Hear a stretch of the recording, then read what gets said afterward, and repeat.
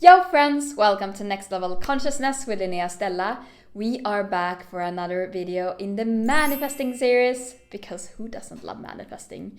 So if you haven't watched the first video, you can go back and watch it if you feel like. It's not a prerequisite for this video. But in this video, we will go more into the practical steps on how you can debug manifesting if it doesn't work. And also a 6-step framework for manifesting. Whereas in the last video, we talked about it on a more conceptual level for your subconscious mind to understand what is this all about and to see that there is actually some logic behind manifesting. It's not just like, woo, okay, we're just gonna say abracadabra and then all the things come to us. Even though it works like that too. It depends on how stubborn your mind is. Anyhow, let's dive into the 6th step for manifesting. So, of course, there are many different ways to see it because we are talking about creating reality, which is like an infinitely vast concept. But I have chosen these 6 steps for simplicity and because it's easy to debug each step. So the first step in manifesting, aka consciously creating your reality, co-creating your reality, I should say, is... Oh, this pen is not working. Clarity. So to get clarity on what exactly it is that you are calling in to your physical reality from the hyperspace. So there are a couple of things I want to say about clarity. As we talked about in the last video, it's not needed to be super specific with what you are manifesting. Some people prefer more to go in the flow. But if you know like, oh, I really want to manifest this thing. I want to manifest a soulmate partner. I want to manifest a spot in that program. Or whatever it is. It's not important to be super specific about the thing that you're calling in. If there's something I want to experience from my soul, I often say this or something better. Because there might be something that you are not consciously seeing, but that would be even more aligned with your soul's desire. Because what I see manifesting is really to allow your soul to experience all its desires. Desires have sometimes a negative connotation, but the way I see it is that your desires are little messages from your soul about what it wants to experience for maximum growth in this lifetime, so that it can keep on to a much higher vibration and maybe another solar system or galaxy or whatever. I'm also going to explain each of the steps in energetic terms, because I like energy. So what clarity means in energetic terms is to decide, what frequency do I want to be in? So if this is energy, increasing energy, maybe your experience is, oh, this is my experience. I mean, you don't need to understand it in energetic terms because your mind is so smart. It will convert the thing that you desire, for example, a soulmate partner, or moving to Mexico, or a new car, starting an NGO, whatever it may be. It is automatically doing the translation for you. So it is telling the universe, this is the onda, this is the vibe that I want to be on. So clarity, what frequency do I want to be in? And the thing is that, no, you don't need to be super clear, but I see it as you placing an order in a coffee shop. And you can go into a coffee shop and say, I want something to drink.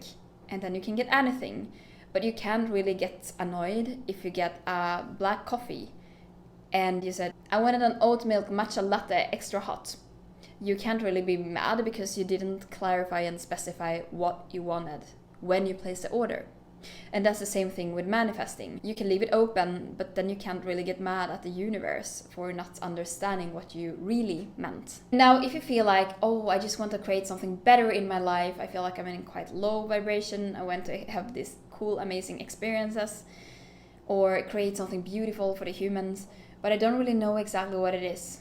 My top advice is always to follow joy, because joy will lead you to the next best experience for you. And I should also say that if your manifestations aren't working, because you are always manifesting, you are innately equipped with the technology to manifest.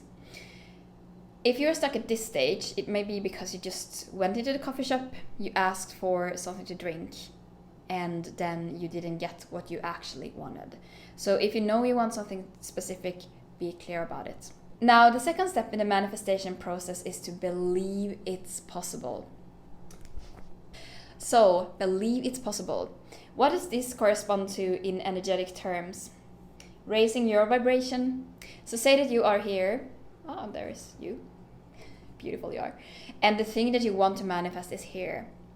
Then you need to raise your vibration so that you are on the same level, because like attracts like in the universe, and you can only have the things that are on the same level as you. So one way to raising your vibration, one part of the two parts, the next is the next step. So one part to raising your vibration is to actually believe that it's possible, because your beliefs carry energy. And if you believe it's not possible, it's not possible, it's not possible, your vibration is gonna be lower than this thing that you are desiring. And as the saying goes, you gotta believe it to see it. And the thing that you can use if you feel like, oh, but this is so challenging, like how am I gonna believe in something that I'm not seeing? Because we're so conditioned that we need to see it to believe it. While in truth, if you really want to create a magical life and step into your power, you have to believe it to see it. It's the other way around. So I encourage you to really embody the energy of playfulness and don't take this so seriously, because you know how to play. Like we all have this like playful little fairy energy inside of us.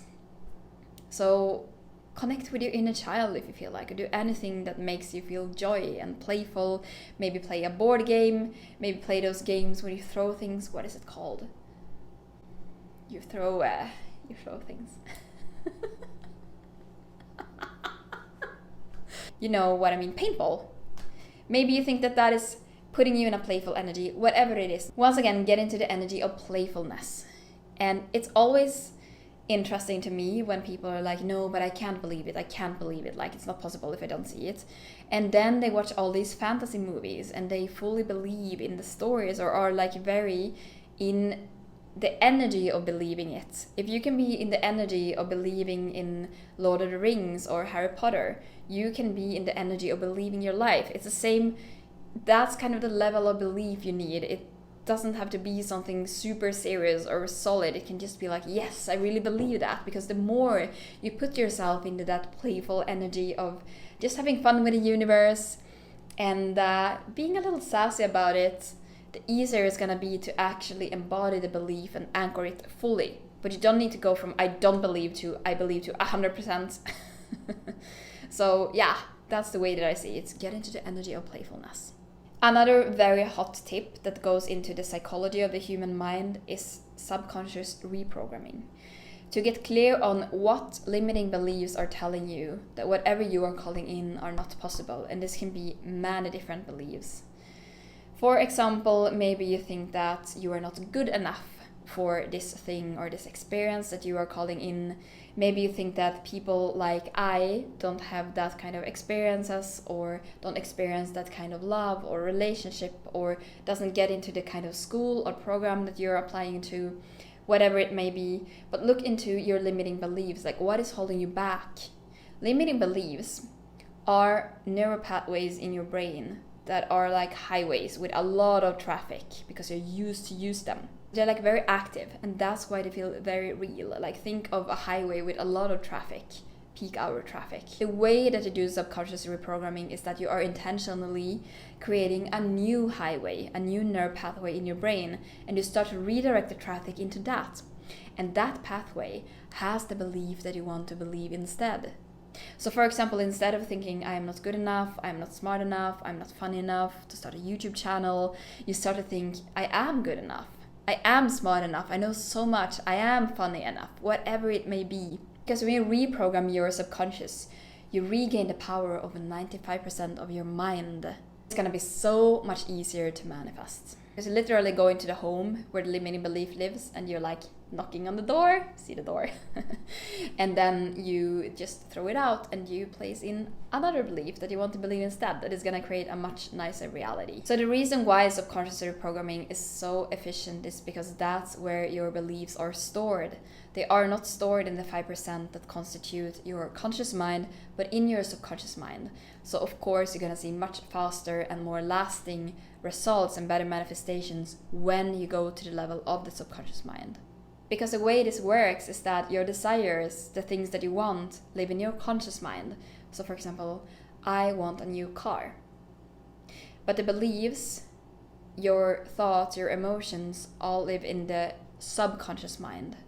So the way that you can manifest is to align your conscious and subconscious mind. So you don't have just the 5% saying, I want, and then the belief saying, well, it's not possible for you. You reprogram the subconscious mind to say, it's fully possible and I want it. Then you have super fuel for manifesting, and you increase the probability with you actually getting or experiencing that thing by a lot.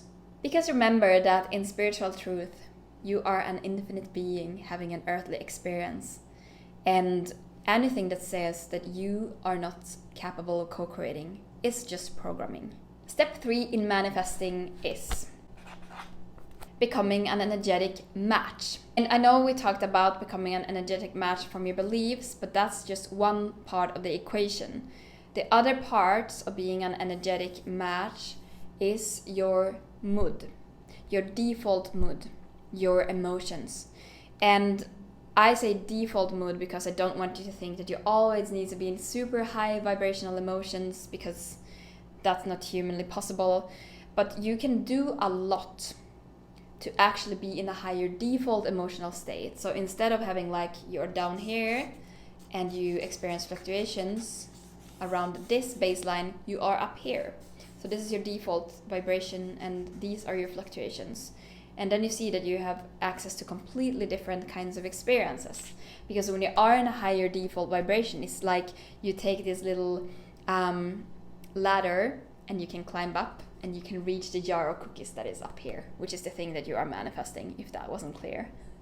So this also corresponds to raising your vibration, because your vibration consists of your beliefs and your default mood. So for this step, let's look a little deeper into the workings of the subconscious mind. So in essence, there are only two factors affecting your emotions, and that's your beliefs and your needs. So if you have limiting beliefs and you have a lot of unmet needs, your emotions are gonna go down. But if you have empowering beliefs and you believe that anything is possible for you and all of your needs are met, you are gonna be in a higher default state, vibrationally speaking. So you are gonna experience more positive emotions. You are gonna find yourself higher up on this scale, and it's gonna be easier to reach all the things that you want to manifest. So in coming videos, I will go deeper into how you can reprogram your beliefs and how you can start to meet more and more of your needs, because those are a very deep topic. But for now, you can just check if there are any beliefs that come to mind that tell you that you can't have the thing that you are manifesting or that you're not capable of manifesting. And if there are a lot of needs in your life, like emotional needs, needs for maybe freedom or nature. So these needs are not just the basic needs like food and shelter, but also the more emotional needs that are consistently being unmet, because that can keep you in a lower vibration. The way that you can go and affect your emotions more directly is through visualization and really sitting in the energy and feeling as if you had that thing right now. Because then you're literally creating it in the realm of creation, which is 5D, so that you can collect it in the realm of results, which is 3D or the physical dimension. And I've heard so many success stories of people who started out with nothing. One example is Jim Carrey, the actor, and when he was just a broke actor living in his car, I think. You can look up the whole story.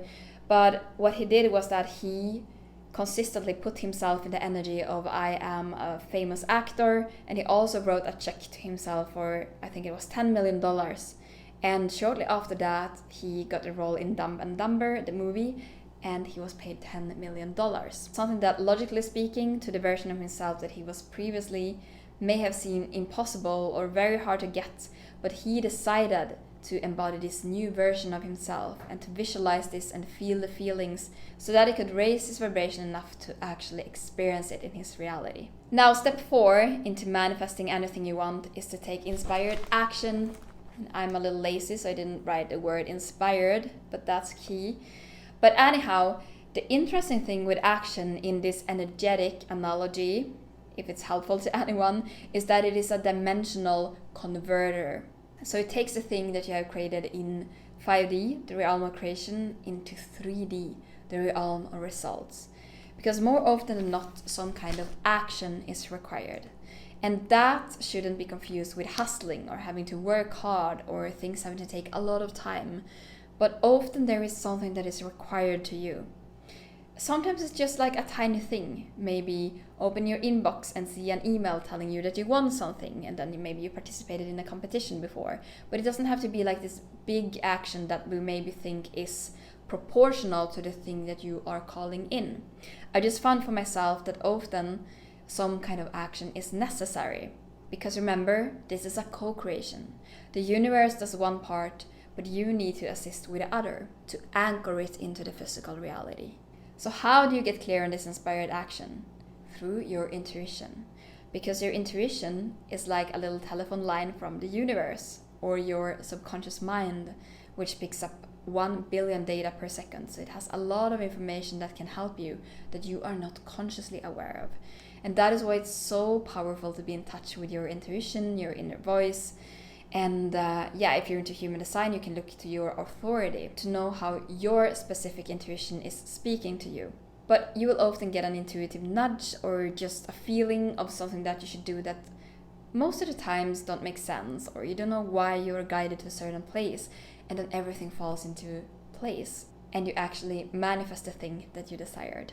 An example from the business world is that to doing things from hustling and not being connected to your intuition and inspired action can be, I am gonna reach out, if you have a personal business, to 20 cold leads every day. And the inspired action would be that you are putting yourself in a state where you feel open and receptive and in touch with your intuition, whatever that means to you. Follow joy is always a good thing. And then you just get this idea suddenly out of the blue. I should reach out to this person that I haven't talked to in years. And then they happen to tell you, oh, I'm looking for someone who can help me with X problem that your business happens to solve. You can also look into fear or limiting beliefs. So once again, limiting beliefs live in your subconscious. So subconscious reprogram can be very helpful here around why do I feel blocked from taking action, if that is the case. So maybe it can be that you get the inspired action, oh, I should go and post a YouTube video. But then you have the limiting belief that, oh, but I'm not good at camera and people are gonna hate on me and I am not confident enough, all those things. And they're just stories. Over to step 5 and our second last step in how to manifest anything. And that is surrender. Let's go. Decrease importance, as Arundhati talks about. And this is very interesting from an energetic perspective. Because you may think, oh, but now I have gotten clarity of what I want. It is up here.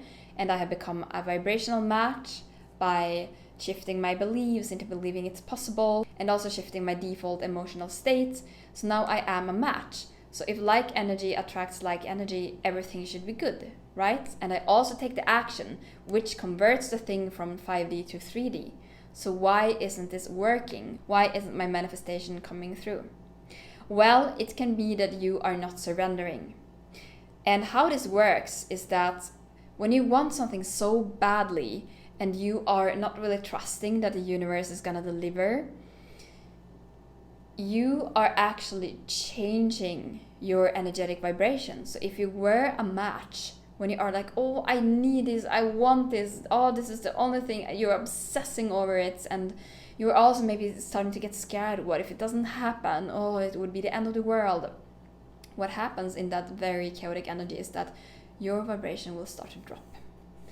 So even if it gets delivered, you are no longer a match.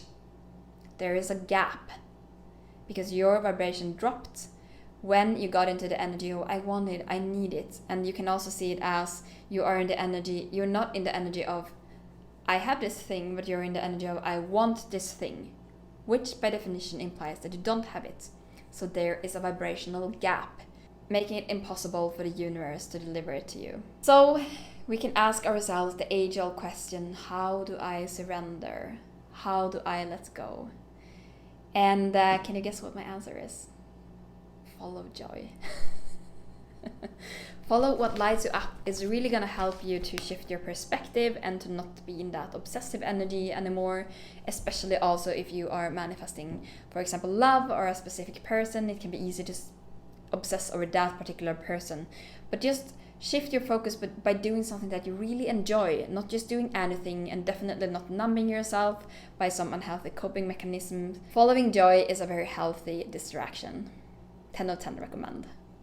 And the last step in manifesting anything and where you can get tripped up is, not so surprisingly, receive.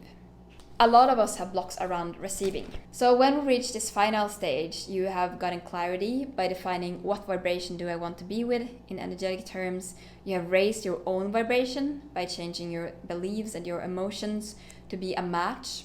You have taken some kind of action to do the dimensional conversion from 5D to 3D. There were all my results. You have also surrendered, which allows you to stay a vibrational match, because there is always a time lag before the thing you ask for manifests. And that is just one of the pillars of the third dimension. If there wasn't a time lag, the third dimension wouldn't really work, because you would think about something, it would show up.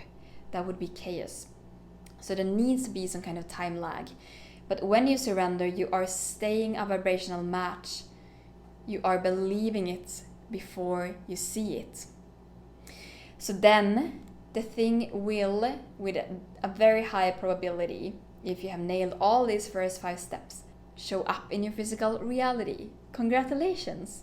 Now, some people still get tripped up around this last step of receiving because they are rejecting. So when they see the thing coming here from 5D to 3D, instead of receiving it with open arms, they are like dropping down vibrationally by getting into fear, by getting into feelings of unworthiness. So once again, what we can do here is that we can look at our limiting beliefs around receiving. So maybe you feel like I am not worthy of receiving. That's a biggie, that's very common. And maybe you feel like, oh, I'm not good enough, it would not be possible for me to receive, and maybe you are afraid of what will happen when I actually receive this. Maybe I will, if I post this YouTube video, maybe it will go viral, and all of a sudden I am a YouTuber and people recognize me in the street and they are running after me wanting my autograph, and life is just gonna be so much harder. So I better not receive it, I better push it away, this thing that I have manifested. So I really encourage you to look into your limiting beliefs and core wounds. Core wounds are our deepest seated limiting beliefs that are really powerful to find and uproot, so that you can plant a more powerful belief and start to see a whole new reality and a whole new manifesting capability. And one last tip here around receiving in particular is that it's really helpful to start to treat yourself as if you were worthy of receiving. Because then you develop a subconscious comfort zone around receiving, and you won't reject it when you actually get something from someone else or from the universe. More on that in a later video. Let me know in the comment section also if you want a video on one of these steps in particular. Thank you so much for watching. Don't forget to like this video if you got any value from it. Maybe share it with a friend, and I will see you in the next one.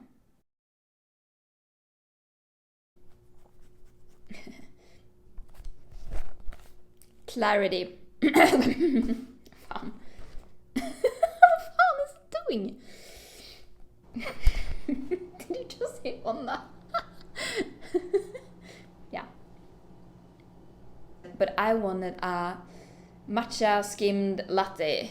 What do humans order in coffee shops? An oat milk skimmed. And if you don't have clarity, it feels like I said whatever I made.